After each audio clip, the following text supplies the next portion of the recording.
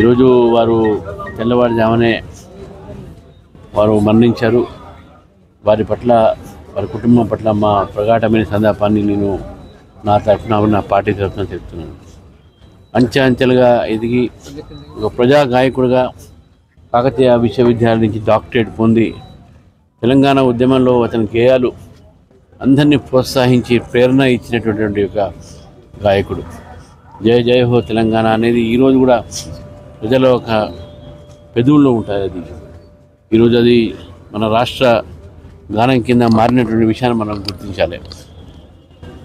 తెలంగాణ ఒక ఉద్యమంలో వారి పాటలు అనేక రకాలుగా తెలంగాణ ఉద్యమాన్ని ప్రేరణ చేసినటువంటి విషయాన్ని మనగా తెలుసు.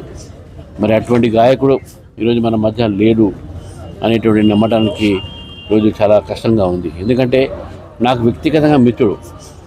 వారి ఇల్లు మా ఇంటికి 1 కిలోమీటర్ దూరం కూడా ఉండదు. వారు ఎప్పుడు కూడా నా ఇంటికి సాయంకాలం కూడా ఇంటికి వచ్చి కూర్చొని చాలాసేపు గంటలు మాట్లాడారు. ఉస్మానియా విశ్వవిద్యాలయంలో వాకింగ్ చేస్తూ కూడా మేము అనేక సార్లు మాట్లాడుకున్నాం, అనేక విషయాలపై మాట్లాడుకుంటాం. ఒక మంచి మిత్రుడుగా అతన్ని భావించిన వ్యక్తి. అతని భావాలు ఏదైనా కావచ్చు, అతను ఎప్పుడు కూడా స్నేహశీలంగా ఉండే.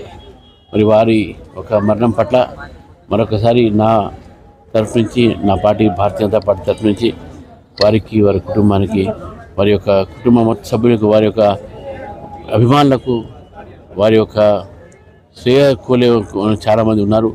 మరి వారందరికీ కూడా నేను ఈరోజు ఈ ప్రగాఢమైన సంతాపం తెలుపుతూ భగవంతుడు వాడి కుటుంబానికి మంచి ఒక శక్తి ఇవ్వాలని చెప్పేసి ఈ యొక్క ఏదైతే వారికి జరిగిందో, ఈ మరణం పట్ల దిగ్భ్రాంతి చెందిందో, ఈ రాష్ట్రం అంతా కూడా దిగ్భ్రాంతిలో ఉన్నారు. భగవంతుని వారి ధైర్యం ఇవ్వాలని చెప్పేసి కూడా నేను ఆ భగవంతుని కోరుతూ వారి ఆత్మకు శాంతి చేయాలని కోరుతా ఉన్నాను.